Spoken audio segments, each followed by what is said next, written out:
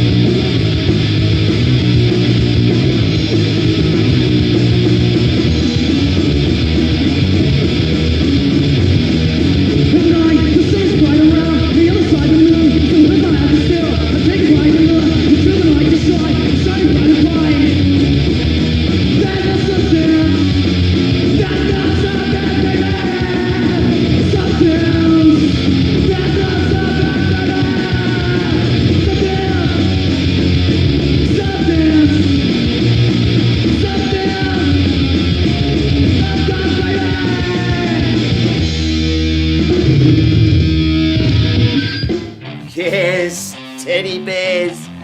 How was that footage from Burnt Toast? Jason Haynes, Sean Gall, Shane Stevens. I think there was Neil Hardwick going big off Kosciuszko corners right there. Plus a whole bunch of other riders, including the late, great Noah Selaznik. R.I.P. Noah. What an unbelievable innovator of snowboarding, skateboarding. He was the master of those two disciplines and sadly passed away of cancer not too long ago. Right now, let's get into some other really, really retro, super duper old school footage. This is even older than Burnt Toast, where you'll see some of the local boys from here in the snowy mountains, David Freuden, Timmy Gregory. There's some other freestyle skis. I think even our producer is in there and shot this piece called Cold Fever. So let's check this one out. It's a beauty.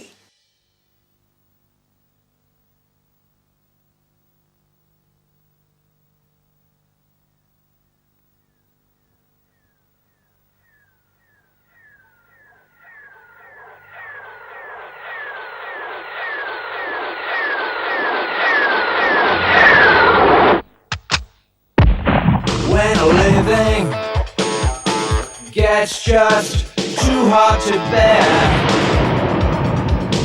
take me to the open air, squeeze me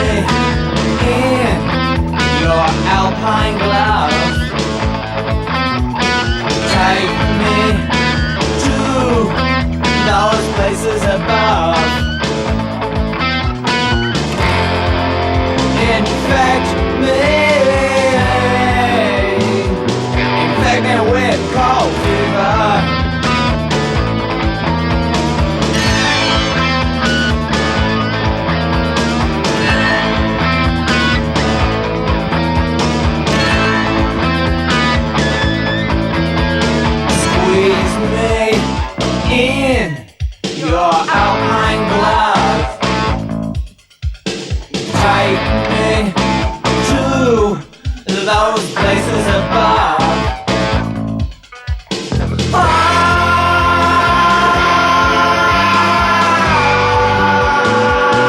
Take me where it calls you love. Back to me.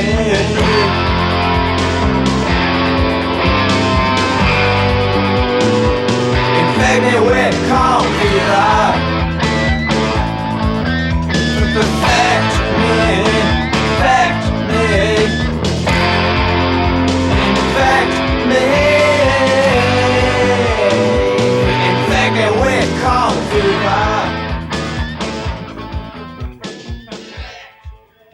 Yeah, well, how was that? Bit of footage right there, jumping over the RV, the one and only Les, our producer. Now it's been a big week in the mountains, weather-wise, and what's been going on with our tastings. Last Monday night, we were up at the house of Ulla with our girls, our beautiful promo girls, Kirsten and Maddie.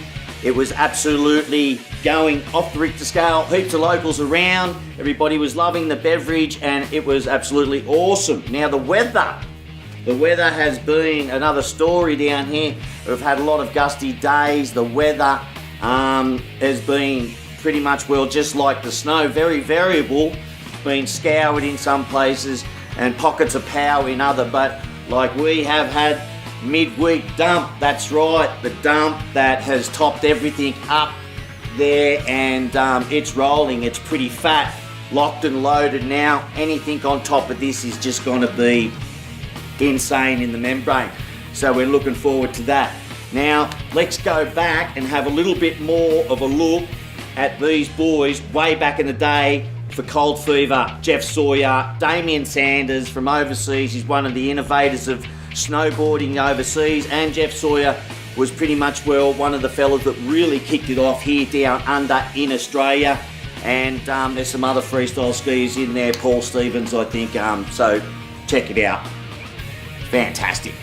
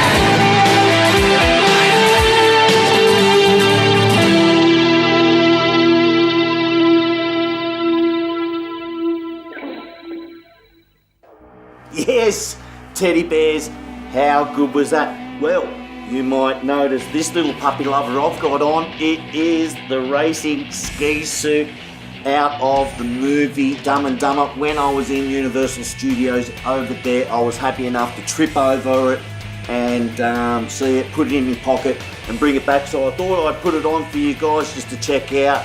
Don't have a ski lift to lick the side of the pole to get the tongue stuck or anything like that, but here I am. On a more serious note, let's go back to seeing the boys in Cold Fever video by the boys, Dave Croydon, Simon Blundell, Jeff Sawyer, Damien Sanders, Paul Stevens, and a whole heap of other boys like that. They're going off. Love these kids.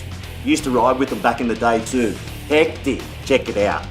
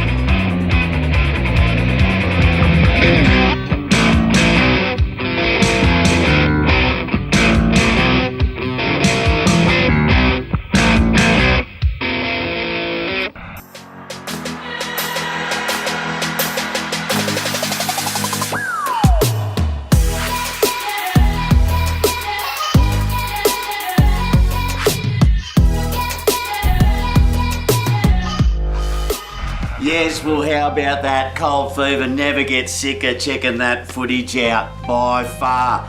Anyways, as promised earlier on in the show, we were going to catch up with some local boys and go out into the main range and watch these boys break some records, skiing and snowboarding. It's pretty hard to round up these polar bears, let me tell you, but in the studio on the Big Shots couch, we have Craig, the one and only Craig Parnell.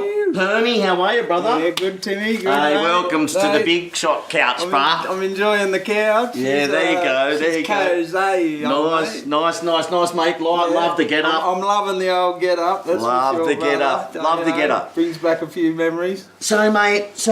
Listen. Tell me, whose crazy idea was this for you guys? Well, I was pretty lucky, Timmy. You know, it was only that I sort of had a good result at the top to bottom that season, and Pip Dazza at the post, which I think, you know, without that probably result I wouldn't have got a look in. But knowing the boys for a few years prior to that and always been a snowmaker, so yeah, it was a sort of a thing that had been done. The boys had done the speed skiing stuff prior to the Kanama.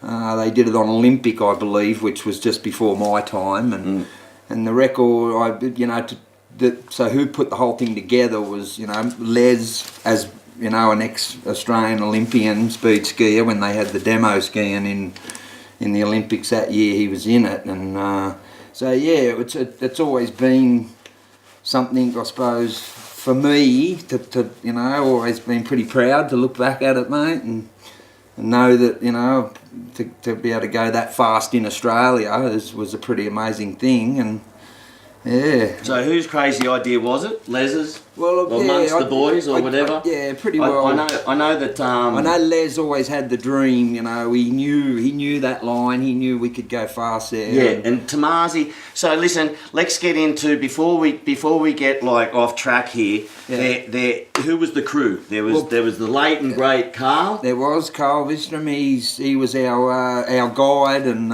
advisor, so to speak. Funny man, mate. Rest in peace, brother. But we got some turns for you this morning, mate. It was pretty nice up there today. Yeah. Actually, Timmy had a nice morning this morning. Beautiful. But yeah, and I guess Tomasi, I didn't really know much about the Kanama and the whole Golden Eagle lift prior to this. It wasn't until sort of later on in the segment that we were doing it that I actually started to discover the history about the place, and with Mick's old man, bloody Tommy, them boys, they did it like 30 years prior to us, mate. And to do the speed that they did, like I know I was lucky enough to match Tommy's speed, was 144 clicks. And, mate, the equipment they would have used, like I know Mick talks about it in the movie, and, mate, it's just amazing. They would have been held down with a bit of leather. Right, listen, I'll answer for him, right? There was Carl, Perny himself,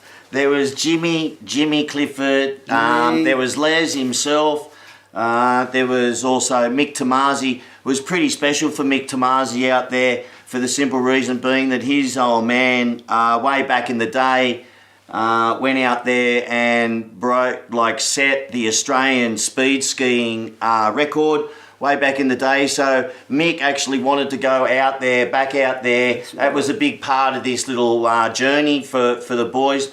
But Mick, it was his journey to go out there and do something that his old man did many moons ago and try and break his old man's speed skiing record, which he did. He did, yeah, he beat it. Yeah, I think Mick got 147 from memory, but yeah, so that's pretty special for him, mate.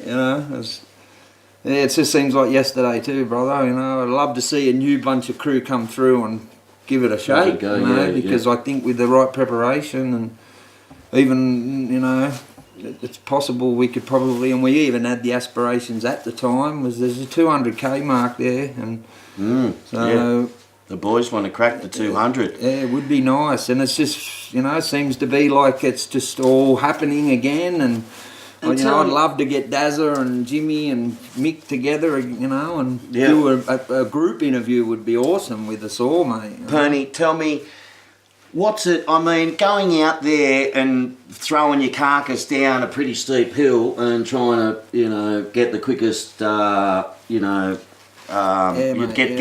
the fastest time possible flying, throwing your carcass down the bloody mountain. But there's a whole lot of other preparation that goes into behind doing something like that. I mean, to get all of your equipment, I can see that you've got your helmet over there. Yeah, the old trusty and helmet one of the tools of the trades for the boys, and the preparation to like actually just get out there and you got. Tell us a little bit about camping out there in the snow cave and that. Yeah, it was pretty amazing, man. The first morning we left, you know, you'll see from the movie, it was freezing. It was butt-ass, and knowing that we had to cross the creek and with the sled that we were carrying, yeah, it was pretty full on. But the boys, I think, knew what was ahead, and I was a little bit of a greenhorn, so to speak, as far as camping and digging caves and even just the whole speed thing. You know, for me, I was shitting myself, mate. I really was, you know. I really was just reacting through what the other guys. Dazza was pumped. But even in the clip that you got to see, right? Even in the clip, he's like side slipping. The boys are side slipping. He's side slipping. You know, the course and everything, and he's going. This is. He was actually saying. He was actually saying himself that this is quick, and this is the one of the fastest man in the world. Yeah. Well, I'm stoked to be out here, man, because I've been amped on speed skiing for ages, and I've never had the chance to do it fast in Australia before, man.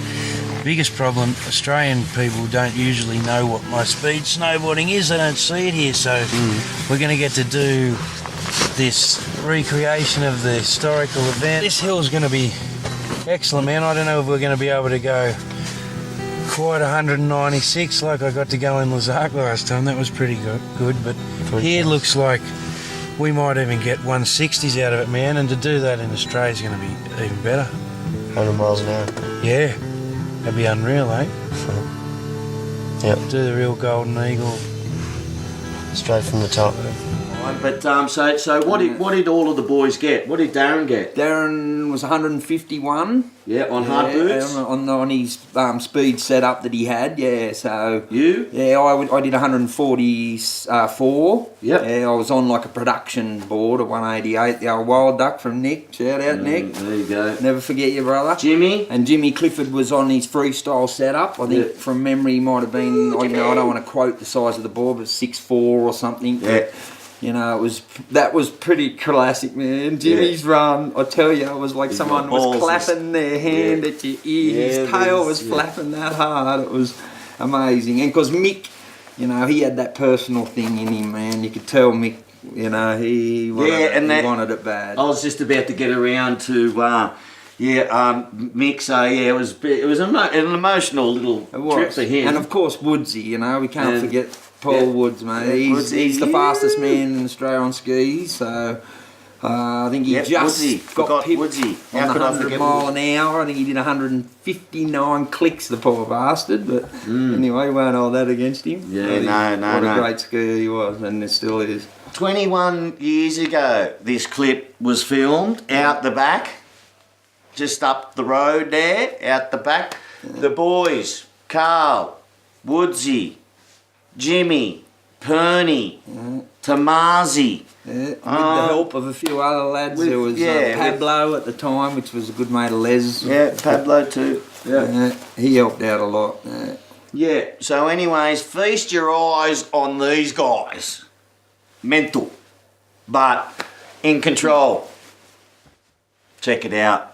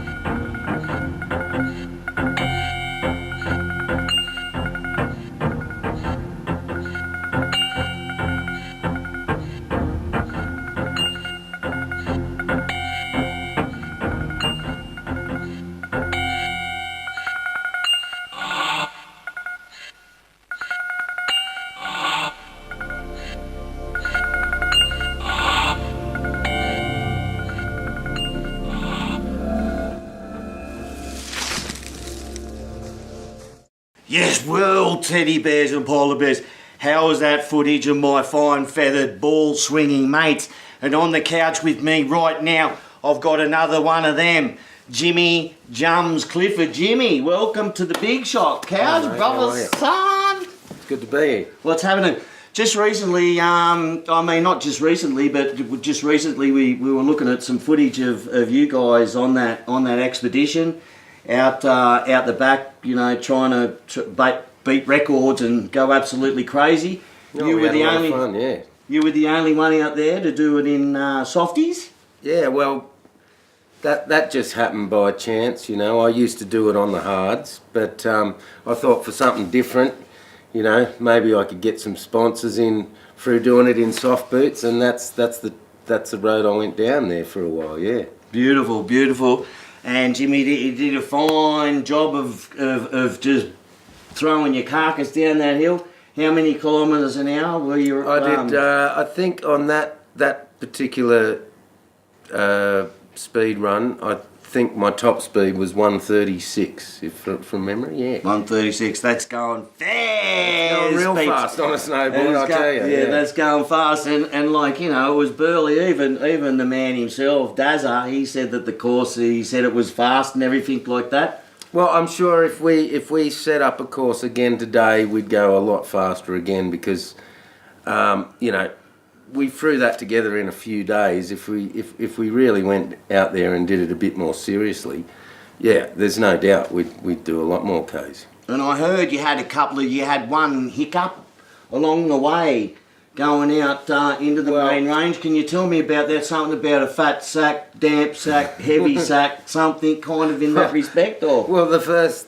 thing we had to do was hike down to the river, and then typically my sleeping bag fell off as we were carrying the sled. Whoopsie. So there was no dropping the sled, so I had to just get that sled over and then double back, and luckily my sleeping bag had hit an eddy and it just bobbled, and so we could walk out there and just pick it out, but it was Tea bag. it could have been devastating if it had kept flowing down the river, because we would have never seen the thing again.